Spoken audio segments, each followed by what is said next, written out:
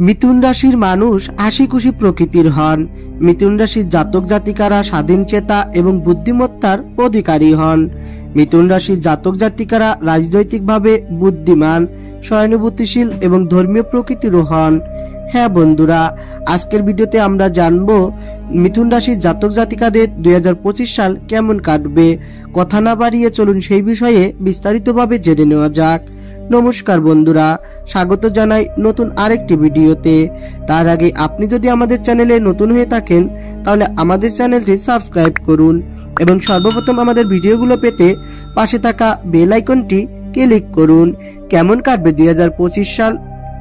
2025 সাল কিছু বিষয়ে মিথুন রাশির জাতকদের জন্য সমস্যা নিয়ে আসছে।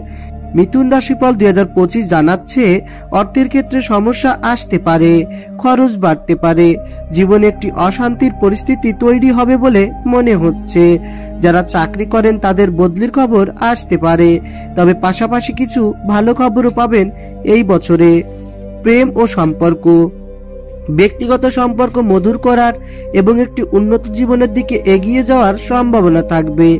ফলে পরস্পরের প্রতি ভালোবাসা ও সম্প্রীতির সম্পর্ক গড়ে উঠতে থাকবে। ব্যক্তিগত সম্পর্কের ক্ষেত্রে আপনাকে একে অপরের পছন্দ এবং অনুভূতিকে সম্মান করতে হবে। ক্যারিয়ার ও আর্থিক অবস্থা, পেশা এবং ব্যবসাকে এগিয়ে নেওয়ার জন্য কঠোর পরিশ্রম করতে হতে পারে, কারণ রাশির অধিপতি খুব একটা শুভ ফল দেবেন না। আপনি যদি একজন ব্যবসায়ী হন বা ক্ষুদ্র ও দীর্ঘ শিল্পের সঙ্গে যুক্ত হন, তবে সংশ্লিষ্ট ক্ষেত্রে বাজারে চলমান চাহিদা এবং সরবরাহের কারণে আপনাকে সংশ্লিষ্ট উৎপাদন এবং পরিষেবাগুলিতে সর্বোত্তম ফলাফলের জন্য ক্রমাগত দৌড়াতে হবে। স্বাস্থ্য, চর্মরোগ আপনাকে কষ্ট দেবে।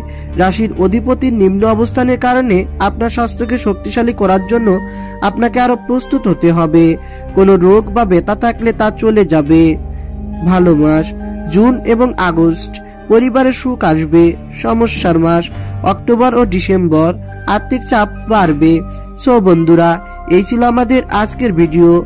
আমাদের ভিডিওটি ভালো লাগলে ভিডিওতে একটি লাইক দিবেন আর কমেন্টে জানাবেন আপনার রাশির নাম, আর বেশি বেশি শেয়ার করতে অবশ্যই ভুলবেন না।